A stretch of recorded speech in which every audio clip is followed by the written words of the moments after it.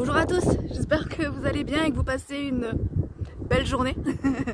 En fait, je voulais faire une vidéo en réponse aux différents appels, messages, mais aussi en réponse que j'ai reçus, mais aussi en réponse à tous les commentaires que je peux lire sur les réseaux sociaux et qui vraiment m'affligent et me font juste halluciner de voir la tournure que un discours peut prendre et surtout de voir la tournure de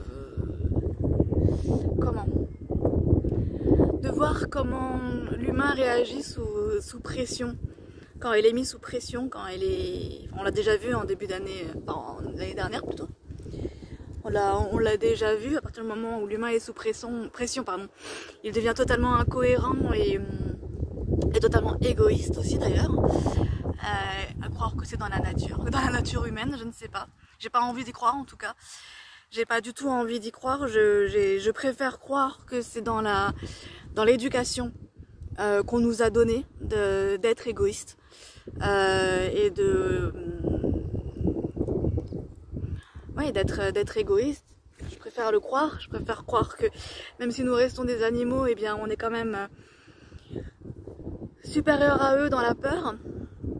Et même il y a des animaux dans la peur qui restent solidaires en fait. Donc il n'y a pas vraiment d'infériorité et de supériorité. Ce que je viens de dire est un peu débile. Mais tout ce qu'on peut voir, toute cette scission qui est en train de se creuser entre les humains, entre personnes de la même race, alors que nous naissons tous égaux, n'est-ce pas? Libres et égaux. Alors que de droit, nous naissons tous ainsi. En tout cas dans les pays que je connais en tout cas. Et je trouve vraiment dommage de voir qu'il y a des personnes qui profitent des réseaux sociaux, qui profitent, comme je le fais là, hein, sauf que je montre mon visage et mon nom et mon prénom, mais qui profitent de cette demi-transparence ou semi-transparence pour pouvoir juger les vaccinés, les non vaccinés, ceux qui ont peur du Covid, ceux qui n'ont pas peur du Covid, et qui profitent en fait de cet outil qui devrait être utilisé de façon beaucoup plus dans la bienveillance, cet outil qui a été créé et qui est Internet, malheureusement, c'est utilisé pour faire du mal. Et en partie, il y en a quand même qui font du bien. Hein. Je suis pas non plus dans l'extrême. Ce que je veux dire par là, dans ce message, c'est que oui, on est mis sous pression. Oui, on est mis sous pression. Il y a beaucoup de personnes qui ont peur pour des raisons qui leur sont propres. Il y a autant de raisons qu'il y a autant de personnes, hein, d'humains. Et donc, c'est normal d'avoir peur. C'est normal, c'est humain, c'est animal, voilà. Même les animaux ont peur, nous on a peur, c'est pas parce que on est adulte, c'est pas parce qu'on est un homme ou je ne sais pas quel préjugé on peut avoir et qu'on n'a jamais peur. Non, c'est tout à fait normal et la peur elle est là pourquoi? La peur à la base, c'est une émotion qui est naturelle et qui est là pour nous protéger du danger, pour nous protéger de prédateurs, pour nous protéger, je sais pas, de la météo. Météo, bon, là, on est pas mal servi, il y a pas mal de personnes aussi qui, en plus d'avoir connu de plein fouet la crise économique, maintenant subissent la crise naturelle de la nature. Et pour autant, et c'est ça en fait le but de mon message, ça devient un peu long, hein. Le but de mon message c'était vraiment de dire restons tous solidaires au lieu de nous juger, au lieu de dire ah mais un tel devrait faire ça, mais non un tel ne devrait pas faire ça, mais qu'est-ce que en vrai qu'est-ce que ça, en quoi ça nous concerne ce que fait l'autre de son propre corps en fait. Je comprends pas ne serait-ce que la pensée de dire un tel devrait faire ça de son corps. Non en fait, il y a une seule personne qui doit décider de son corps, c'est la personne elle-même. La personne elle-même qui vit tous les jours, qui est née avec ce corps-là et qui grandit et qui a eu des expériences qui lui est propre, qui a eu des expériences bonnes comme mauvaises, parce que ici nous expérimentons à la fois le bien, enfin à la fois le bien et le mal, hein, même si le bien et le mal n'existent pas, Ça, c'est une autre histoire. Bref, je vais pas rentrer dans les détails de ça. Mais on expérimente tout ici sur Terre. Donc, pourquoi, en fait, pourquoi devons-nous dire, ah, c'est à cause de telle population qu'on en est là aujourd'hui, ou c'est à cause de telle autre population qu'on en est là aujourd'hui? Je vois pas, en fait. Je ne comprends absolument pas. Et juste pour vous expliquer, j'ai pensé à ça, enfin, cette image-là m'est venue ce matin d'un oiseau qui est le coucou. Alors c'est très bizarre ce que je vais vous dire, mais bon, d'un oiseau qui est le coucou et des autres races d'oiseaux, enfin des autres espèces plutôt d'oiseaux, pas de races. Où le coucou en fait, eh bien, il pond ses œufs, enfin il pond ses œufs dans le nid d'un autre oiseau, peu importe l'espèce de l'oiseau, mais il va pondre ses œufs dans le nid d'un autre oiseau qui a déjà en fait qui a déjà pondu d'autres oiseaux avant lui, parce que le coucou a un temps d'éclosion qui est beaucoup plus court que les autres oiseaux, donc ils ont cette force là, ils sont plus rapides au final que les autres oiseaux. Et le coucou, eh bien le bébé coucou, le bébé coucou, je sais pas comment dire autrement, c'est pas un poussin je crois pas, mais eh bien il sort de son œuf avant les autres oiseaux. Et qu'est-ce qu'il fait? Eh bien lui il va dégager, il dégage carrément les autres les autres œufs.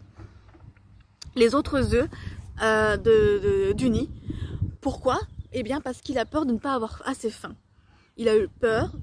Il se dit que s'il y a dans le nid d'autres bébés oiseaux que lui, eh bien, la maman oiseau, de n'importe quelle espèce que ça puisse être, peu importe, ne va pas assez me nourrir, alors que si je suis tout seul, elle va assez me nourrir, et donc moi je vais être vivant. Ok, déjà tu te dis, la nature elle est bien violente, pour pas dire de gros mots encore une fois. Elle est bien violente, naturellement, ok, très bien. Et en plus de ça, la maman oiseau de l'autre espèce, donc, eh bien, elle va accueillir cet oiseau.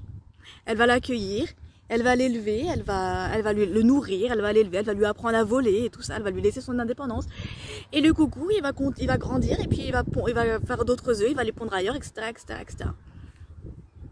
Alors là, on se dit, mais bon, franchement, mais comment c'est possible? Je veux dire, quand on est assez utopiste et quand on est vraiment dans le monde des bisounours, comme je peux parfois souvent l'être, comme je suis toujours en fait, on peut se demander, mais quand j'ai appris ça, c'était dimanche, on s'est baladé dans un musée, on a visité plutôt un musée, et je me suis dit, mais comment c'est possible en fait?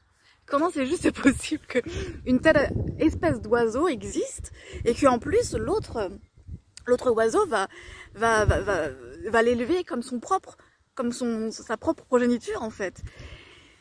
Et ce matin j'ai compris en fait, après toutes ces annonces, après toutes les vidéos qu'on peut voir, tous les messages avec un grand manque de respect pour des personnes qui travaillent nuit et jour et nuit, enfin bref, et qui travaillent au contact direct de ce contre quoi on se bat depuis 1 an et demi.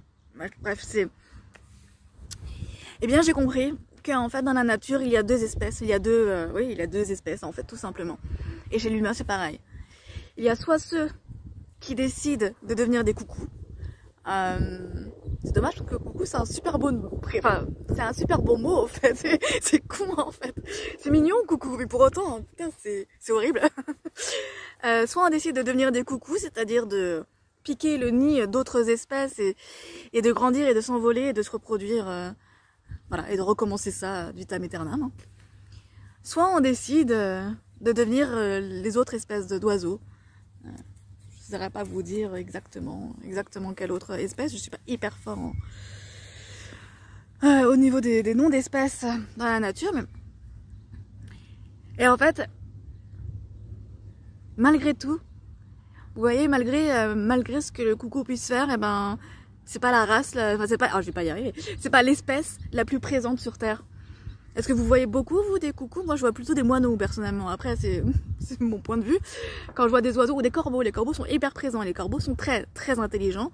Et les corbeaux sont hyper solidaires. Ils communiquent. Ils communiquent tout le temps. Je veux dire, quand il y a une... Et ça, je peux vous dire, parce qu'on a des corbeaux à côté, on les entend tout le temps. À chaque fois qu'il y a une menace, eh bien ils le communiquent, ils ont des codes, ils utilisent la vibration de leur son pour communiquer. Et les corbeaux, mais il y en a des masses. Je veux dire, je pense que on en voit assez partout pour savoir que c'est une espèce qui est quand même hyper présente, en tout cas au Luxembourg. Après, ailleurs je ne sais pas, mais bref. Ou les pigeons.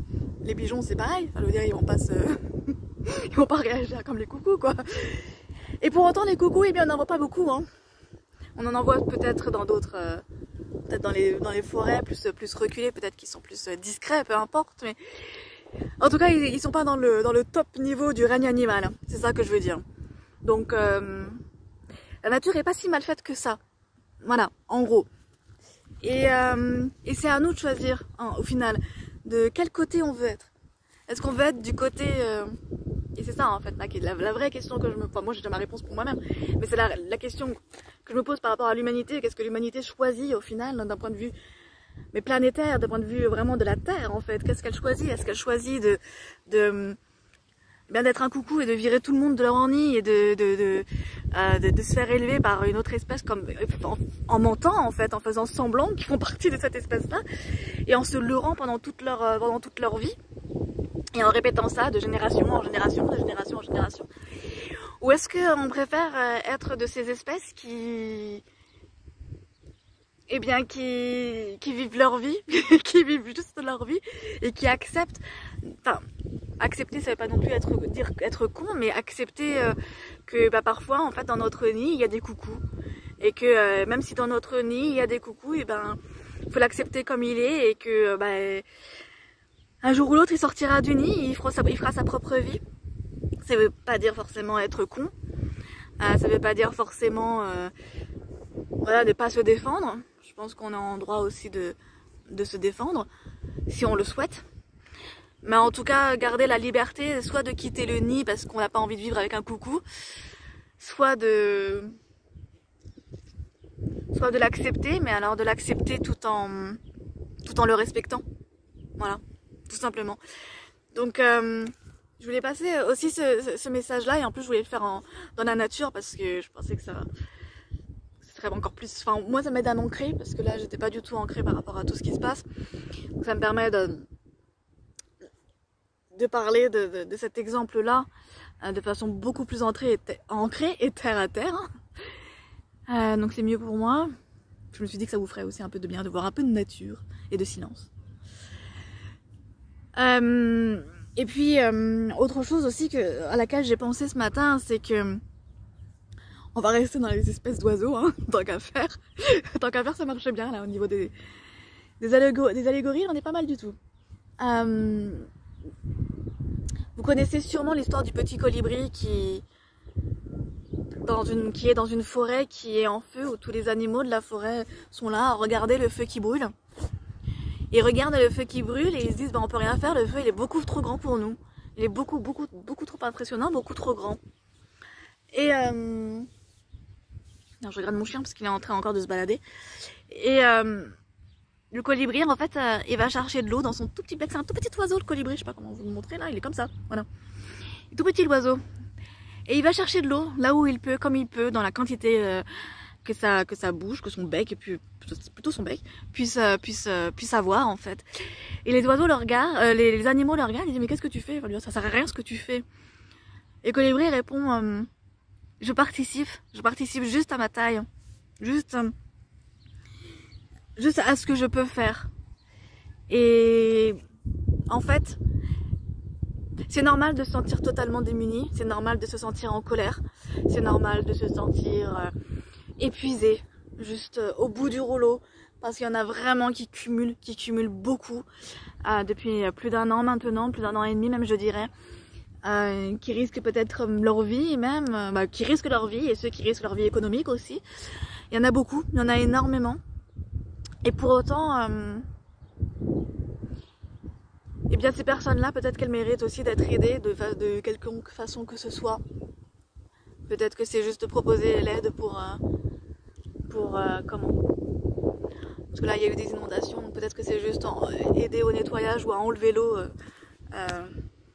qui sont rentrées dans certaines cuisines par exemple. Ou alors c'est de demander à des infirmières comment on peut aider, faire passer peut-être un message ou juste chacun à sa propre mesure pour des personnes qui travaillent en contact avec les clients par exemple, de pouvoir juste les écouter, de juste être une oreille attentive, une présence rassurante. Chacun a sa façon, à sa propre capacité à participer à ça. Et surtout à participer dans le calme, dans l'amour. Vraiment, c'est super important. Surtout avec toutes ces énergies là qui sont hyper mauvaises, mais en même temps, il y en a qui sont très très bonnes et qui traversent, qui sont très très fortes aussi. En tout cas, juste être une épaule, juste écouter ou aider physiquement ou aider financièrement si on le peut. Et juste à sa propre mesure en fait, comme le petit colibri qui va peut-être pas forcément aider à éteindre le feu, c'est pas lui qui va réussir à éteindre le feu, c'est tous les animaux de la forêt en fait, c'est tous les habitants de la forêt qui vont réussir à éteindre le feu. Si tout le monde s'y mettait, si vraiment tout le monde s'y mettait, c'est possible d'éteindre un feu, et chacun à sa façon, voilà. Et si on ne peut rien faire, si on est bloqué chez soi, ça peut juste être, c'est peut-être bête ce que je dis, mais ça peut juste être aussi d'émettre de bonnes vibrations, d'être dans des ondes positives, dans des ondes de confiance, de peut-être méditer pour acquérir beaucoup plus cette confiance et cette assurance, peut-être aussi. Mais voilà, en tout cas voilà, je voulais juste passer ce message-là. Qui me paraissait vraiment vraiment important, parce qu'il y a beaucoup de personnes ces derniers jours voilà, qui pour XY raison, pas forcément pour les annonces en France, hein, mais pour XY raison, il y a beaucoup de personnes qui sont en train de perdre pied. Et comme je l'ai déjà dit dans une autre vidéo, c'est que là on est vraiment, ça s'est encore confirmé ce matin quand j'étais en séance, on est vraiment en train de creuser les dernières, on est encore en train de creuser les dernières merdes en fait. Et là, c'est le moment d'aller creuser et d'aller voir exactement, mais qu'est-ce qui bloque, qu'est-ce qui m'empêche d'être totalement épanouie, qu'est-ce qui m'empêche d'être totalement alignée avec moi-même, avec la raison pour la... Oh, pardon, j'arrête pas de bouger. La raison pour laquelle je suis ici présent ou présente, peu importe. Qu'est-ce que c'est exactement? C'est... Là, j'aborde plusieurs sujets en même temps, hein. C'est encore une fois une vidéo vraiment mixte. Et ça me paraît vraiment intéressant de dire tout ça. Donc en gros, c'est choisissez votre camp en fait. Coucou ou autres espèces. Il y a plein d'autres espèces, hein, il y a de très belles espèces. Donc choisissez votre camp et si vous voulez être un colibri, faites-le dans l'amour, et rien qu'un petit geste, et ben ça suffit en fait. Rien que juste écouter mamie qui va mal par exemple, ou écouter papy qui va mal aussi, hein, pas que des mamies d'ailleurs. Voilà.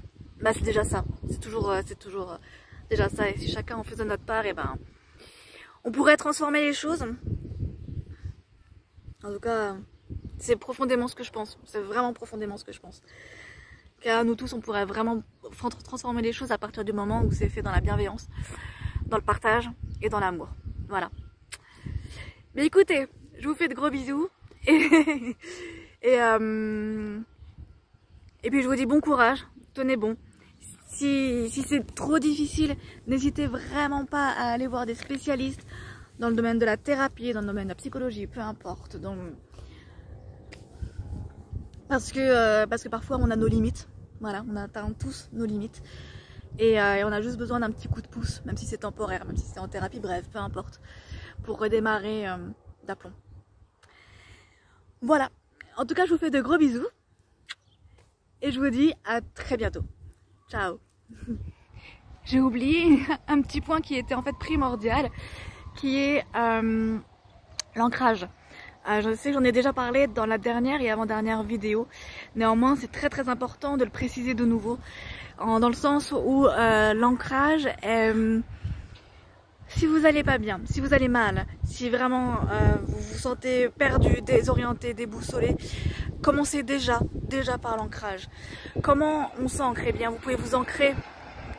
Alors désolé pour le bruit. Vous pouvez. Je fais pause. Voilà. Excusez-moi. Donc vous pouvez vous ancrer en marchant dans la forêt, en marchant vraiment dans la nature, au contact de la terre, pourquoi pas même pieds nus pour encore plus vraiment bien s'ancrer. Bon, après je sais qu'il a plu et c'est un peu mouillé, ok, ça je suis pas sûre que ce soit vraiment une bonne idée actuellement, mais c'est une chose à noter pour les prochaines fois, parce qu'il va un jour arrêter de pleuvoir je pense. Ça, et aussi la méditation d'ancrage, il y en a beaucoup sur YouTube, il y en a énormément sur YouTube. Voilà, aussi rentrer en contact avec des animaux, peu importe lesquels, juste aller caresser des vaches ou des chiens ou autres. Et pourquoi l'ancrage est important? C'est parce que quand on est ancré, eh bien, on est dans le présent. L'ancrage permet vraiment d'accéder au présent, à l'instant maintenant. C'est-à-dire que on n'est pas dans le futur, du potentiel qui peut arriver. On n'est pas dans la peur de ce qui peut arriver. On est vraiment dans l'ancrage là, aujourd'hui, et dans la réalité matérielle, réalité même spirituelle d'aujourd'hui. Quand on n'est pas ancré, on est beaucoup dans la prévision de ce qui pourrait éventuellement arriver. Et alors on est dans la peur. On est beaucoup plus dans la projection de choses graves qui pourraient arriver. Attends, je vais juste faire pause. Je reprends après. Je crois que je vais finir par réussir à finir cette vidéo, ce serait vraiment bien. Donc, je disais, être dans l'ici, le maintenant, dans le présent, on est beaucoup plus rationnel. Quand on n'est pas du tout ancré, eh bien, on est vraiment dans des futurs potentiels qui vont peut-être se réaliser, mais le fait de ne pas être ancré et d'être dans la peur et d'être dans le « oh mon Dieu, mais ça va arriver », eh bien, comme je disais à l'instant, on n'est pas dans le rationnel et on n'est pas dans la recherche de solutions. Et dès qu'on s'ancre et qu'on est beaucoup plus dans le présent, il y a des solutions, même parfois, souvent en fait, j'ai beaucoup expérimenté ces derniers mois, où souvent, eh bien en fait, les solutions venaient à moi. Ou alors je devais aussi réfléchir, et bien tout ça, hein, bien sûr, pour trouver les solutions. Et au final, à chaque chose qui m'est arrivée, depuis que j'ai ouvert mes sens, il y a vraiment des choses qui me sont arrivées, je me dis mais comment ça se fait que ça arrive? Et à chaque fois, c'était toujours pour du mieux. C'était vraiment toujours pour du mieux et je suis vraiment contente que certains événements, que tous les événements se sont passés, parce qu'aujourd'hui, eh bien, tout va bien en fait. Donc, le fait de faire confiance et de se dire, ok, il y a ça qui arrive, j'accueille ce qui se passe, très bien. Et je vais trouver une solution, je dors dessus, et alors en dormant dessus, bien parfois on trouve naturellement, ou pendant le sommeil, même parfois on a des informations qui nous viennent. Ça arrive souvent aussi. Donc, voilà, en restant calme et aligné. C'est pas en étant dans la peur, dans l'angoisse, dans la nervosité qu'on trouve les solutions, bien au contraire. Donc voilà, dernier point de cette longue vidéo qui s'est stoppée plusieurs fois. Hein. Eh bien, c'est vraiment de s'ancrer, encore une fois, avec des méditations sur YouTube, en marchant dans la forêt, en promenant votre chien, ou en étant juste en contact avec votre chat, par exemple. Et on est en été, il y a des activités quand même qui se font avec des animaux, même s'il pleut, je sais. Mais voilà, juste être vraiment terre à terre. C'est super important, d'autant plus avec tout ce qui se passe. On a plein d'énergies aussi qui nous traversent, qui sont très fortes. Beaucoup de personnes le ressentent. Donc il s'agit d'être bien accroché et tout va très bien se passer. Vraiment, j'en suis persuadée. Je suis persuadée que tout va trouver une fin heureuse, j'en suis sûre et certaine. Encore une fois, peut-être un peu utopiste, mais je m'en moque. Je préfère être utopiste parce qu'au final, ça fonctionne bien, en tout cas pour moi. Donc, c'est ça que je voulais partager avec vous. Voilà.